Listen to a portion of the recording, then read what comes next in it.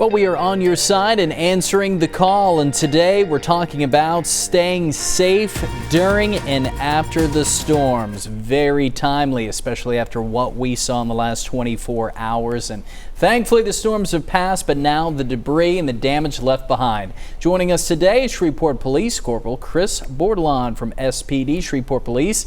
Chris, thank you so much for being here with us today. Well, thank you for having me today. Buddy, there's a lot going on still across the area, and yeah, that's why we wanted to dive into this too. I know when I drove to work today, still a lot of tree limbs down, things like that. So let's just jump right into it. First, we'll talk about driving. Some folks possibly maybe needing to head out and about, go to the store, get caught up on those groceries. What are some things that people need to keep in mind out there when it comes to dealing with the aftermath of yesterday's storm? Absolutely. Well, yesterday we obviously experienced some very severe storms. What we ask people is to travel sparingly. If you don't have to go somewhere, don't at this time.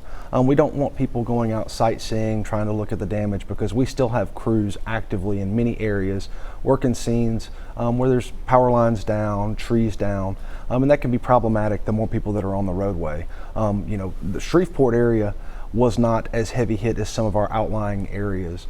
So at Shreveport, we still were working currently about 10 different sites where we had power lines down or trees down. Fortunately, they weren't on any of our major thoroughfares, but many of our outlying rural communities were hit very hard by this storm. So we want to encourage those viewers from outside the city limits to travel sparingly and really just reserve any roadway usage for emergencies. Great advice right there. I think we've all seen some of those cars driving slowly through those neighborhoods affected.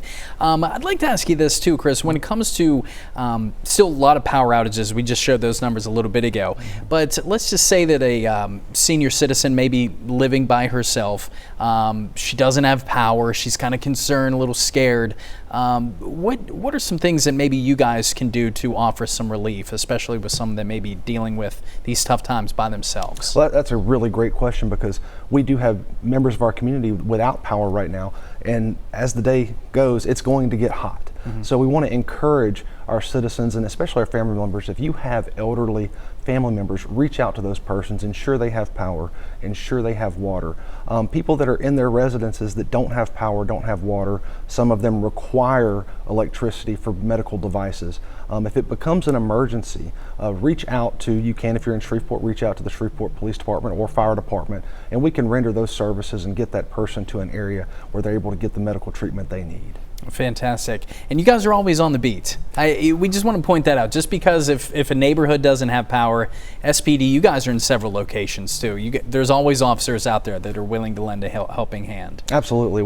Our officers were out all night long dealing with the aftermath of the storm. We still have guys out on the road 24/7. The Shreveport Police Department, we're never closed. So yeah, we're offering services around the clock. And you're always on the clock as well, and that's why we appreciate you being here, Chris. Thank you so much. Anytime. And if you have any issues at all, if you live in the Shreveport area, SPD, they are there to help you, and so is Chris. So if you have a question for this segment in particular, our answering the call segment, you can email us to pressreleases@ktbs.com. Include a portion of your question there in the subject headline, and watch every single Tuesday as we get some answers for you.